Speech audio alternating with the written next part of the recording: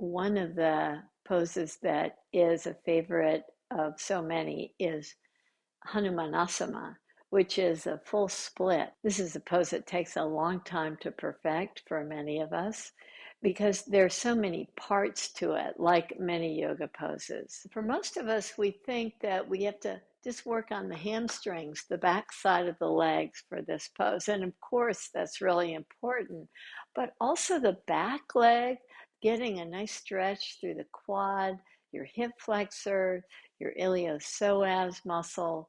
There's so many pieces to this. We'll work on one piece. We'll be lengthening the quads in this short play shop. We'll begin in a seated position.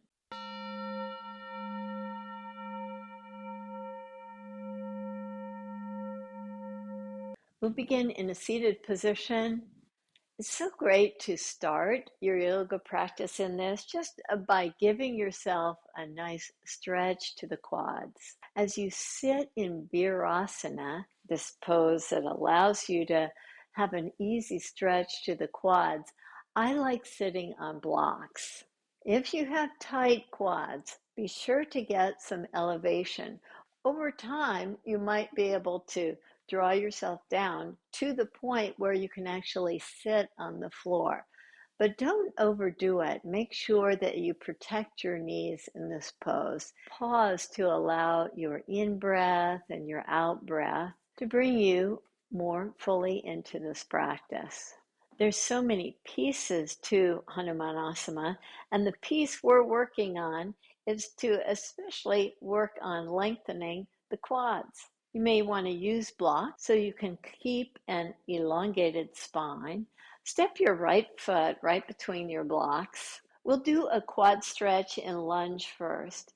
Sometimes if we drop ourselves too deeply into the lunge, we actually affect the hip flexors more than the quads. So back off slightly so that you can feel your toenails really work into the mat.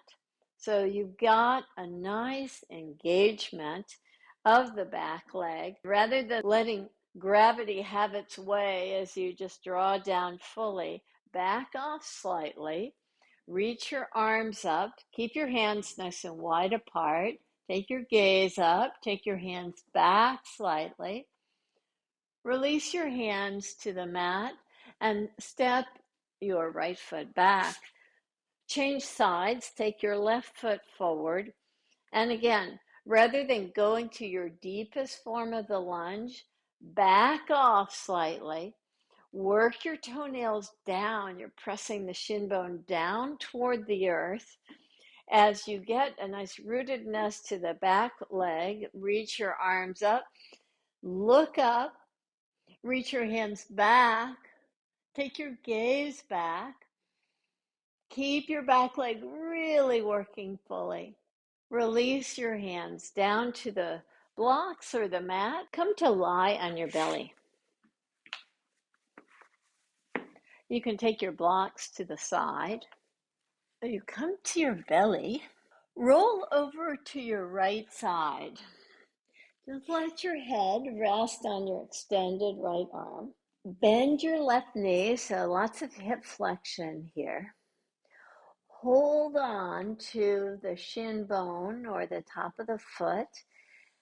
For the quad stretch, reach your knee straight back away. Now, lightly roll to your belly. On the in-breath, lift yourself up. On the exhale breath, to soften down. Do this 2 more times. Inhale, lift up. Exhale down. Inhale, lift up. Now keep holding on to your shin bone. Take your right forearm to the mat and give yourself just a little bit more of a stretch so you can draw the foot just a little bit closer to you. You may find that the knee wants to go wide, so pull the knee in. Just get a little bit more of a stretch there. Release your foot down. Let's come to the opposite side. So roll to your left side. Take your top leg as you hold on to the right shin bone or the ankle. Just lightly roll back to your belly. So you've got an easy way to hold on to the shin bone. Inhale, lift yourself up. Exhale to soften down. Inhale, lift up. Exhale, you're letting your leg do a lot of work here. You're engaging the leg fully. As you reach your toes back, you rise up. So it's both a strengthening and a lengthening that we're doing now. So take your forearm, left forearm, now to support you a little bit higher as you draw your heel just a little bit closer to the buttocks. Several of us can just draw the heel really close to the pelvis. Others of us, not so much. We're working to get as much length as possible. You don't want to overstretch anything. You're just working the leg. The foot is still pressing back, but the hand is pulling the heel just a little bit closer to the outside of the pelvis. Release out of the pose. Make your way to a kneeling position. From a kneeling position, you may want to use blocks again. Step your right foot right between your blocks. So with the steadiness of the right foot, lift yourself up and reach back toward your heel. Now you may want to use your block to find your heel, or tuck your back toes under, reach your heel.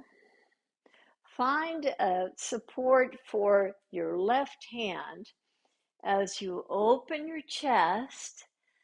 Take your right arm up, take your right arm back.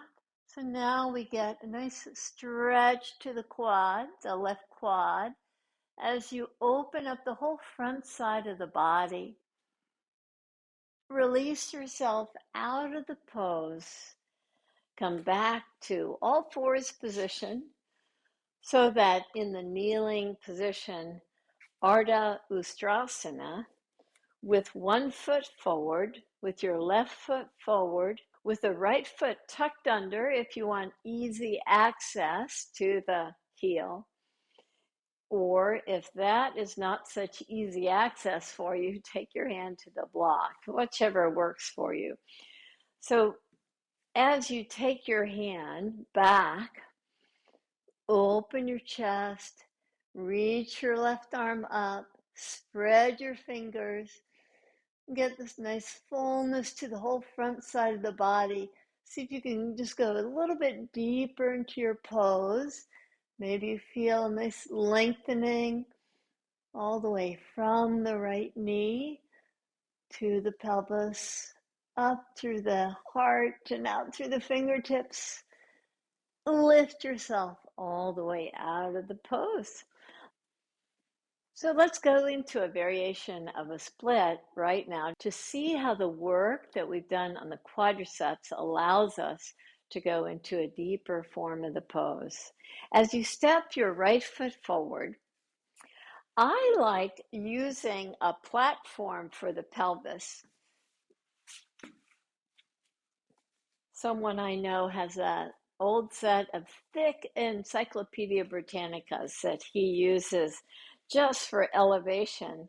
I've got an extra set of blocks to see if by drawing my pelvis down to the blocks, I'm in that crescent lunge that we were in before. So my right sit bone is on the block and supporting me. I'm still working on getting a nice stretch to the back leg. You can go ahead and straighten your front leg if that works for you. If that does not work for you, then just keep the knee bent because we're working on a baby step, dissecting a pose so that each element of the pose we're able to refine more fully. So you're in this variation of the pose that allows you to gain an expression of the pose. You can celebrate fully and just create your form of the pose.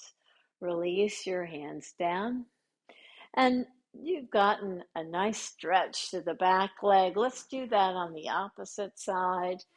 So if you want a little bit of support, again, we're not working on the front leg, we're working on the back leg as you step your left foot forward.